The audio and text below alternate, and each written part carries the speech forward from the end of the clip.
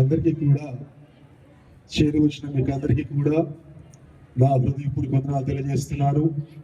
ఈ అవకాశాన్ని ఇచ్చిన కరస్పాండెంట్ మేడం గారికి, అదేవిధంగా ప్రిన్సిపల్ సిస్టర్ గారికి, స్టాఫ్కి, ఇక్కడ చేరిన తల్లిదండ్రులందరికీ కూడా, పిల్లలందరికీ కూడా నా హృదయపూర్వక వందనాలు తెలియజేస్తున్నాను.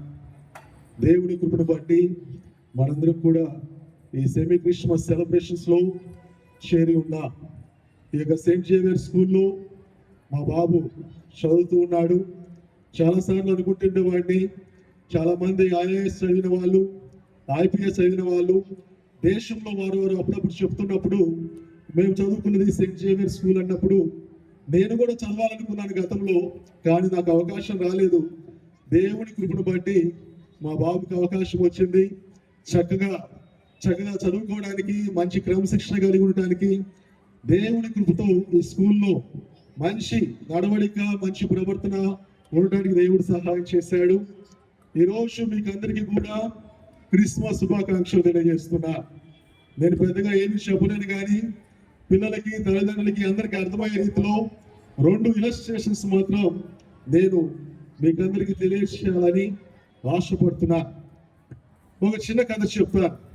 ఒక పిల్లవాడు ఈ లోకంలో శక్తివంతమైనది ఏమిటి అని అగ్నియే కదా అని చెప్పి అగ్ని దగ్గరికి వెళ్ళాడంట. అగ్ని దగ్గరికి వెళ్ళి, నీవే కదా శక్తివంతమైన దానివి, ఎందుకంటే ఎక్కడ చూసినా కానీ కాల్చి పడేస్తావు, ఏదైనా తగలబెడతావు అని చెప్పి అగ్నిని అడిగాడంట. అగ్ని అందంట కదా, అయ్యో నేను శక్తివంతమైన దాన్ని కాదు, నీళ్లు నా మీద వచ్చి పడ్డాయని నేను ఆరిపోతాను అన్నట్టు. సరే, నీళ్లు శక్తివంతమైనది కదా అని చెప్పి ఈ యొక్క పిల్లవాడు వెళ్ళి ఆ నీటి దగ్గరికి వెళ్ళాడంట. నీళ్ళ దగ్గరికి వెళ్ళి, నీవే శక్తివంతమైన దానివి కదా అని చెప్పి నీళ్ళ అనగానే నీళ్ళు చెప్పాయంట, అయ్యో నేను శక్తివంతమైన దాన్ని కాదు, సూర్యుడు బగబగ మండితే నేను ఆవిరైపోతాను అని చెప్పిందంట.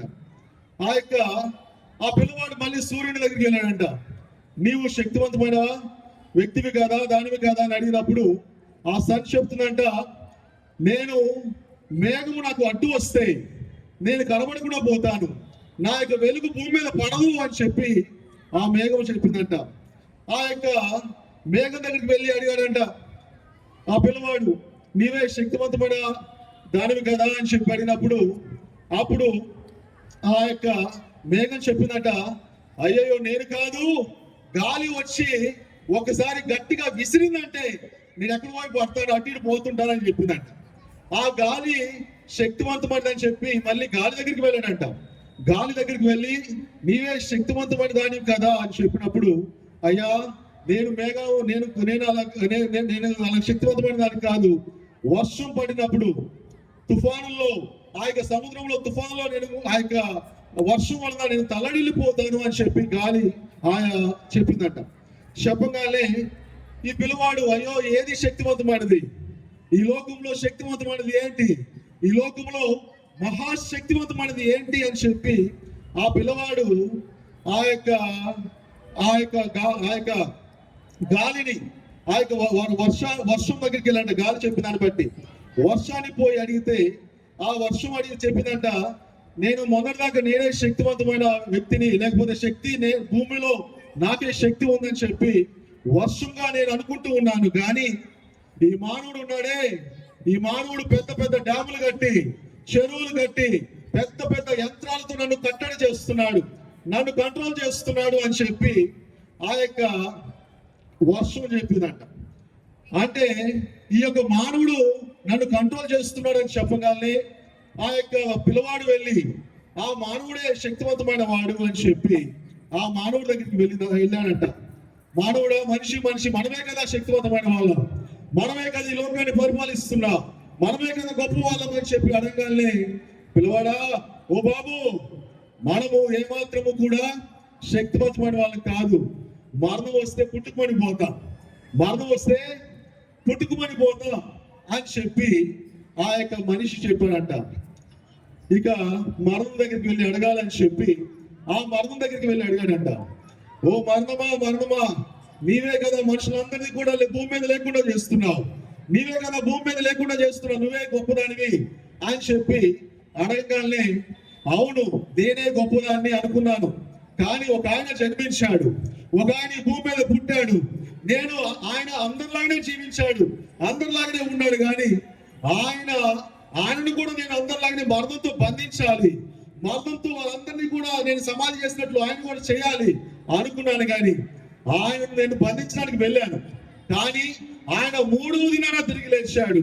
ఆయన లేచి సర్వ మానవాళికి కూడా, ఆయన అనుసరించిన వాళ్ళందరికీ కూడా మరణాన్ని క్యాన్సిల్ చేశాడు, మరణం లేకుండా చేశాడు. ఆయన పునరుత్థానుడయ్యాడు.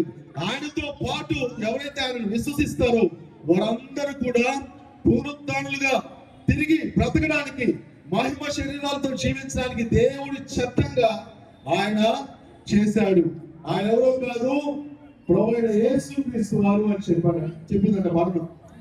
కనుక ఆయనను అనుసరించి వారందరికీ మరణంపై జయం అనుగ్రహించినట్లు యేసుక్రీస్తు వారు దేవుడి చట్టంగా మరణంపై జయాన్ని అందరికీ ఇచ్చాడు. అందుకే మనం జరుపుకోవాలి క్రిస్మస్.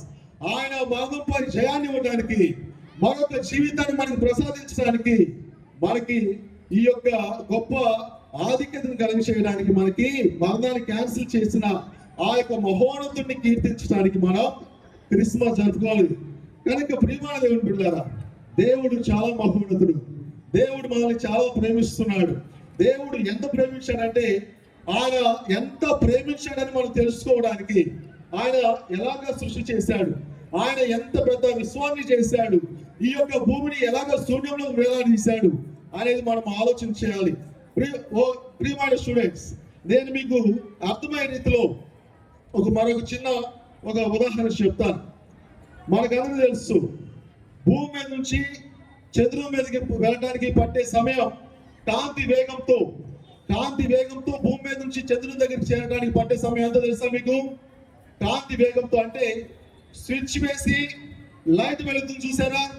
స్విచ్ వేసి లైట్ వెలిగే అంత వేగంతో మనము చంద్రుని దగ్గరికి, మూన్ దగ్గరికి వెళ్ళడానికి పట్టే సమయం, ఆ స్విచ్ వేసి లైట్ వెలిగే అంత స్పీడ్ గా మనం చంద్రుని దగ్గరికి వెళ్ళడానికి పట్టే సమయం కేవలం 1.5 సెకండ్ మాత్రమే. సూర్యుని దగ్గరికి చేరడానికి పట్టే సమయం ఎంత తెలుసా? స్విచ్ వేసి లైట్ వెలిగేంత వేగంతో మనం ప్రయాణం చేసినట్లయితే సూర్యుని దగ్గరికి చేరేటానికి పట్టే సమయం 8.5 నిమిషాలు. అదేవిధంగా ఆరు బయట మనం కూర్చున్నప్పుడు, ఆకాశం వైపు తేలి చూసినప్పుడు కొన్ని నక్షత్రాలు కనబడతాయి మనకి. దాన్ని ఏమన్నారంటే ఆల్ఫా సెంటోరి అంటారు. ఈ ఆల్ఫా సెంటోరి అనే నక్షత్రం దగ్గరికి చేరడానికి కాంతి వేగంతో, అంటే స్విచ్ వేసి ఆ యొక్క లైట్ వెలిగేంత వేగంతో మనం కానీ ఈ భూమి నుంచి ప్రయాణం చేస్తే ఆ కనపడే నక్షత్రం దగ్గరికి వెళ్ళడానికి పట్టే సమయం ఎంతో తెలుసా? ఎంత? 1.5 సెకండ్ కాదు, 8.5 నిమిషాలు కాదు, సుమారుగా సైన్స్ మనకు చెప్తుంది 4.5 సంవత్సరాల కాంతి వేగము, కాంతి సంవత్సరాలు అని చెప్తుంది. 4.5 సంవత్సరాలు పడుతుందంట అక్కడికి వెళ్ళడానికి. కనుక కనబడే నక్షత్రాల దగ్గరికి వెళ్ళడానికి 4.5 సంవత్సరాలు పడితే మనం టెలిస్కోప్ లో చూస్తూ ఉంటాం. ఆ టెలిస్కోప్ లో చూసినప్పుడు కొన్ని నక్షత్రాలు కనబడతాయి. ఆ యొక్క టెలిస్కోప్ లో చూసిన ఆ యొక్క నక్షత్రం దగ్గరికి చేరడానికి 7 సంవత్సరాలు పడుతుంది తెలుసా? అక్కడ టెలిస్కోప్ లో చూసినప్పుడు ఒక నక్షత్రం కనబడుతుంది, దాని పేరు బేతెల్ గీసు.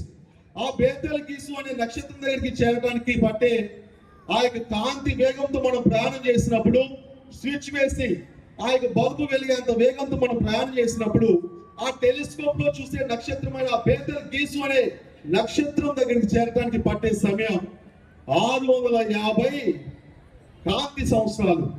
అంటే 650 సంవత్సరాలు పడుతుంది అక్కడికి వెళ్ళడానికి. మన జీవిత కాలం 60-70 సంవత్సరాలు. కనుక ఇంత పెద్ద గొప్ప విశ్వాన్ని చేసిన దేవుడు, ఇంత గొప్ప ప్రపంచాన్ని నిర్మించిన దేవుడు ఆ యొక్క ఆల్ఫా సెంటోరి దగ్గరికి 4.5 సంవత్సరాల కాలం ప్రయాణం పడితే, ఆ యొక్క టెలిస్కోప్ లో చూస్తే బేతెల్ గీసు అనే నక్షత్రం దగ్గర చేరడానికి 650 సంవత్సరాలు పడితే, అవన్నీ కూడా పక్కన పెట్టి, అవన్నీ కూడా కాదనుకొని 6 అడుగుల మానవుడి కోసం ఈ లోకానికి వచ్చాడు. 6 అడుగుల మానవుడిని ప్రేమించాడు. 6 అడుగుల మనిషిని 6 అడుగుల మనిషిని ప్రేమించి ఈ లోకానికి వచ్చి మన కోసం ప్రాణం పెట్టాడు. మనల్ని జ్ఞాపకం చేస్తున్నాడు. మన కన్నీటి సంకట సమయాల్లో, మన యొక్క ఆవేదన సమయాలన్నింటినీ కూడా ఆయన తీసివేశాడు. అందుకే ఆయన మనల్ని ప్రేమించాడు. ఒక లక్షాధికారి ఉండవచ్చు, అతనికి ఎంతో పొలాలు, పారిశ్రామిక వ్యక్తిగా అతను ఉండవచ్చు, కోటీశ్వరుడిగా ఉండవచ్చు. కానీ అతనికి ఉన్న ఆ యొక్క ఆస్తి పాస్తుల కంటే అతనికి ఉన్న ఒక చిన్న బిడ్డ చాలా విలువైన వ్యక్తి, అతనికి ఉన్న కుమారుడు చాలా విలువైన వ్యక్తి. అలాగా దేవుడు మనల్ని ప్రేమించాడు. ఈ యొక్క విశ్వం కంటే, ఈ యొక్క గొప్ప ఆ యొక్క సృష్టి కంటే మానవుని దేవుడు ప్రేమించాడు.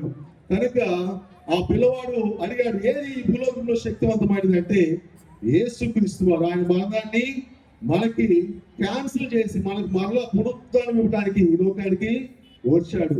ఈ అవకాశాన్ని ఇచ్చిన సిస్టర్ గారికి, అదేవిధంగా స్టాఫ్ కి నా హృదయపూర్వక వందనాలు తెలియజేస్తూ ఈ యొక్క చిన్న మాటలను ముగిస్తున్నాను. అందరికీ వందనాలు. Thank you very much, sir. Next we have